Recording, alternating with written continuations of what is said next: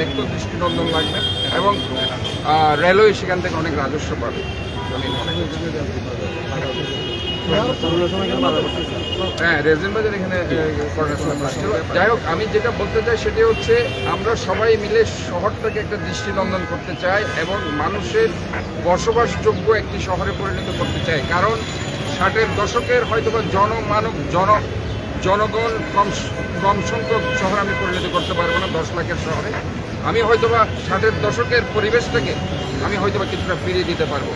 কারণ আমি যদি এই কাজগুলো করতে পারি, বিশেষ করে আশকার দিঘির পার্কে আমি যদি দৃষ্টি নন্দন করে মানুষের চোখের সামনে আনতে পারি, আমি যদি জোড়ার দিকে, আমি যদি ফেলুয়ার দিকে, আমি যদি আপনার ড্যাবার পার্ক এগুলো যদি ওয়াকওয়ে করে দিয়ে মানুষকে দেখাতে পারি, এই সিআরবি এলাকাটাকে আরও বেশি সুন্দর গ্রিন লেভিশ করতে পারি এবং এই হকার্সদেরকে যদি আমরা আজকে যেমন সকাল 8টা থেকে 11টা পর্যন্ত তারা বসবে না, ভোর থেকে 3টা পর্যন্ত, 3টার পর থেকে তারা একটা ইভিনিং মার্কেট হিসাবে তারা আমরা করে দিব আস্তে আস্তে। আপাতত তারা তাদের মতো করবে, আমরা তাদেরকে 5টা পর্যন্ত বলেছি, পরে তারা অগ্রবদ্ধ হয়ে রিকোয়েস্ট করে তারা 3টা পর্যন্ত সম্মত হয়েছে।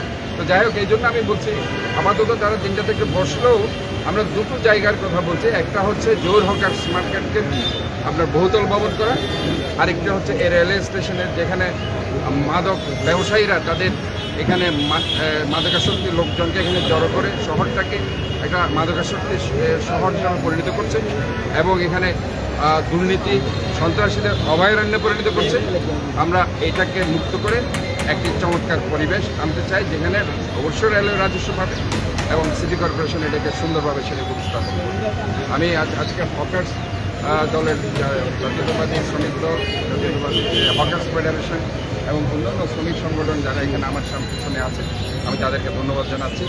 কোনো গায়ের জোর নয়, কোনো ধরনের মারামারি নয়, কোনো ধরনের অ্যারেস্ট নয়, কোনো ধরনের আইনি প্রয়োগ নয়। আমরা মানুষকে বুঝিয়ে অনেক কিছু করতে পারি। আজকে এই যে একটা পরিবেশ আমরা তৈরি করেছি সিটি কর্পোরেশনের পক্ষ থেকে, যে মেয়র হিসাবে, জনগণের সেবক হিসাবে, সেটা আমি মনে করছি যেভাবে বন্দরের কাছ থেকে কোনো আইন টাইন প্রয়োগ না করে, আমি যেমন 162 কোটি টাকার যেটা স্বাধীনতা করতেও পারিনি, শুধুমাত্র আমার যৌক্তিকতা দিয়ে আমি মিনিস্ট্রিতে বোঝাতে পেরেছি, বন্দরের চেয়ারম্যান বোঝাতে পেরেছি আমাদের যে যৌক্তিকতা, কোন জায়গায় আমার টাকাটা দরকার এবং কী কেন আমি টাকাটা পাই, দিস ইজ মাই রাইট।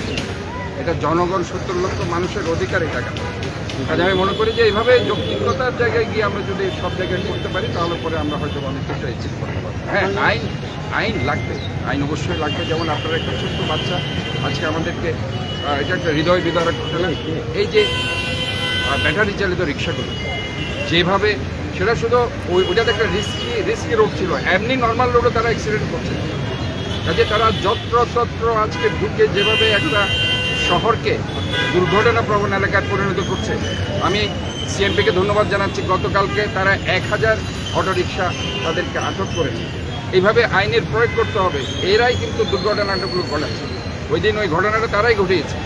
তারা যদি ওই বাচ্চার মা দিয়ে যদি বলতো না আমি এই পানির ভিতর দিয়ে আমি যাবো না, অথবা আই এম নট ইন্টারেস্টেড এখানে যাবো, তাহলে এই ঘটনাটা হতো না।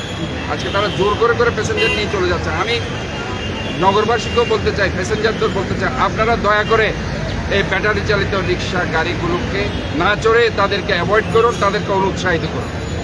আপনারা যদি তাদেরকে অনুৎসাহিত করেন, দেখবেন এরা আর গাড়ি চালাবে না, তারা অন্য যানবাহন।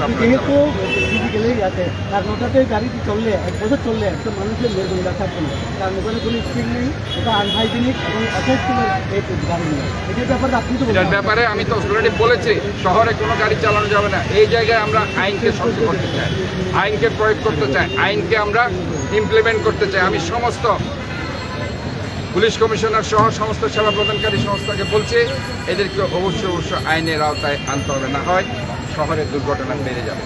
এবং আমি আরেকটা জিনিস আপনাদের বলতে চাই, চট্টগ্রামের 41 ওয়ার্ডের শুধু আমার সিটি কর্পোরেশনের কর্মকর্তা নয়, আমার দলীয় নেতাকে, যে কোনো নাগরিক যদি কোনো খোলা ডাস্টবিন, আপনার খোলা ডাস্টবিন দেখেন, সেটা আমাকে ইনভলভ করবেন।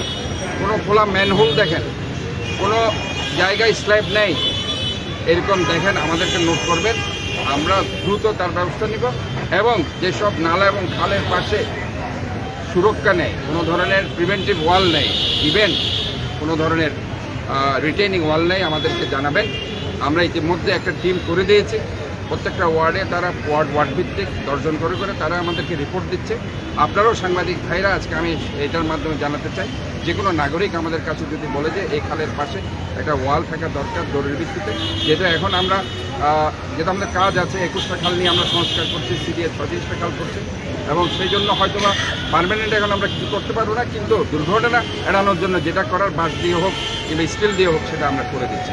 এবং আমি অলরেডি ওই দিন আপনারা দেখেছেন ঘটনার পরপর রাত 3টার মধ্যে সেখানে আমাদের সিটি কর্পোরেশন, আপনারা জানেন, বাঁশ ছিল, বাঁশ দিয়ে একটা প্রিভেন্টিভ ওয়াল ছিল, কিন্তু কাজ করার জন্য সিডিএ যেহেতু হিজড়া খালটা করছে, কাজ করার জন্য তারা সেখানে খুলেছে। কাজে এখন যে একটা কাজ চলছে বিভিন্নভাবে, আজকে দেখেন ঘটনা হয়েছে হিজড়া খালে, পাওয়া গেছে রাজাখালীতে আপনার চামড়া গুদামে, কি পরিমাণে ওইখানে কাজ করা হয়েছে দেখে এটা স্রোতের টান একসাথে চলে গেছে। যদি ওইখানে খাল খনন করা না হইতো তাহলে ওইটা অতদূর যেত। আজকে কাজগুলো চলছে, তা আমরা আসলে এই মৃত্যুর জন্য আমরা সবাই দায়ী।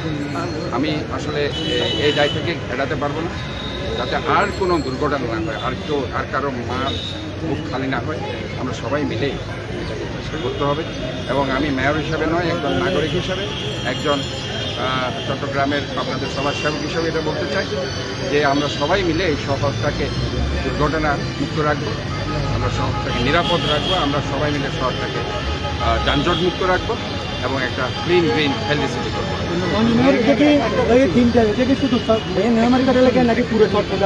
আমরা একটা জোন শুরু করেছি। আমরা এই যেহেতু এই এলাকাটা সবচেয়ে বেশি আপনার যানজটপূর্ণ থাকে, মানুষ এখানে সবসময় আসে বিভিন্ন সওদা করার জন্য, যেটা এখানে নিউ মার্কেট আছে, রিয়াজউদ্দিন বাজার আছে, এখানে জৌরকান মার্কেট আছে, এখানে বিভিন্ন মার্কেট আছে, যার কারণে এটাকে আমরা প্রথমে টার্গেট করেছি। আমরা এরপরে ইতিমধ্যে চকবাজার এলাকা আপনারা জানেন, আমরা সেখানে যারা বাজার করতো তাদের কমিয়ে দিয়ে পুনর্বাসন করে দিয়েছি চকবাজার এলাকায়। আমরা আরেকটা টার্গেট করছি মেডিকেল কলেজ এলাকা, যেখানে সারাক্ষণ রুগীরা সেখানে যায়, রুগীদের আত্মীয় স্বজন ওষুধের জন্য দৌড়াদৌড়ি করে ফুটপাথগুলো দখল হয়ে গেছে। এই এলাকাটা আমি বলতে চাই যারা এখনও আছে তারা উঠে যান, আমি অনতি বিলম্বে এটাকে ধরছি এবং সেটা আমরা ফ্রি করে দেবো। কাজে এভাবে আস্তে আস্তে আমরা আগ্রাবাদ আমরা করে দিই।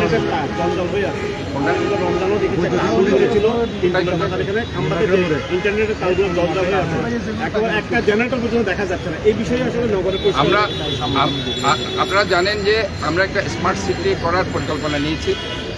এটার জন্য বিভিন্ন সংস্থা আমাদের কাছে এসেছে, আমরা তাদের সাথে কথা বলছি, মাটির নিচে কেবলগুলো আমরা ঢুকিয়ে দিচ্ছি। আমরা সেটার পরীক্ষামূলক প্রকল্প হিসাবে লালখানবাজার ওয়ার্ড এবং আরও 2-3টা ওয়ার্ডকে আমরা বেছে নিয়েছি। আমরা উইদিন শর্ট টাইম এই কেবলগুলো মাটির নিচে ঢুকে যাবে এবং সেটা একটা স্মার্ট সিটি করবে। আপনাদেরকে আমি ইনশাল্লাহ, আমি জানি না কতটুকু আমি দিতে পারবো, আমি অবশ্যই মহান রব্বুল আলমিনের দরবারে আমি ফরিয়াদ করছি যাতে 70 লক্ষ মানুষ এই জলবদ্ধতাকে মুক্তি পাক। আমরা আপনাদেরকে অ্যাসিওর করছি ইনশাল্লাহ এই 1.5-2 মাস আমাদের আরও কিছু কাজ বাকি আছে। এই মেয়ের মধ্যেই আমাদের কাজ প্রায় শেষ হয়ে যাবে প্রাইমারি স্টেজের যে জলাবদ্ধতার কাজ করার জন্য। এর মধ্যে আল্লাহর মধ্যে আপনারা দেখবেন একটা অবশ্যই চট্টগ্রামবাসীর সুফল পাবে, কারণ যে পরিমাণে কাজ করা হয়েছে। কারণ আমি একটু উদাহরণ দিলে বুঝতে পারবেন যে আমার নিজের মার্কেট আমি ভেঙে দিয়েছি নালার উপরে পদ্মার হাট, যেটা আগের মেয়ররা করেছে মুনাফা পাওয়ার জন্য, কিন্তু আমি সেটা বরদাস্ত করিনি। আমি সেটা নিজে ভেঙে দিয়েছি, যেখানে 12-14 লাখ টাকা আমার মাসে ইনকাম হতো।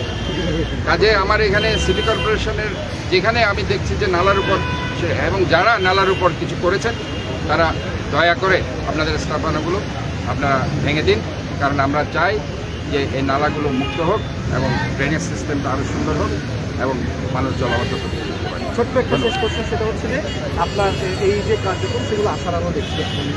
সরকার দখলমুক্ত করার বিষয়ে একটা বড় বাধা থাকে চাঁদাবাজির বিষয়টা হচ্ছে, আপনি যেন বিগত সময়ে এটা আমরা দেখেছি। এই বিষয়টা কি আপনার? আমরা এখন যেটা করছি আমরা অবশ্যই সেটা একটা পে মার্কেট, যেটা বিদেশেও আছে, সিঙ্গাপুর, ব্যাংকক, ইন্ডিয়া, নিউইয়র্ক সব জায়গায় আছে। তা আমরা এটা যেটা আগ্রাবাদে করেছি, আমরা সেটা নাইট মার্কেট করেছি, নাইট পে মার্কেট। পে পার্কিংও আমরা করেছি যানজট মুক্ত করার জন্য। এখানেও কিন্তু পে পার্কিং হবে এবং পে মার্কেট হবে। তাহলে পে মার্কেট হয়ে গেলে তারাই সেটা দেখভাল করবে, তারা সেখানে সব কিছু সরঞ্জাম এবং তারা কোনো ধরনের সেখানে যানজট হচ্ছে কিনা, তাদের লোক আছে সেটা তারা সেটা দেবে। সেই 3-4-5টা সময় বসলে তাহলে কিভাবে আমরা এটা যেহেতু আমাদের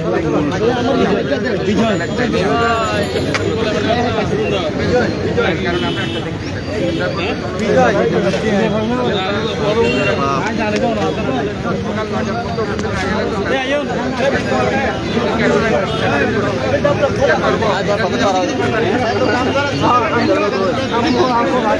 তিনজন ঘর হয় একই সিন্ডিকেট তিনজন মোটামুটি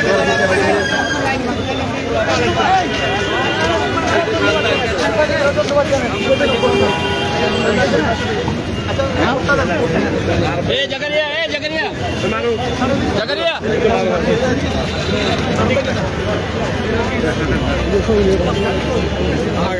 Jagaria.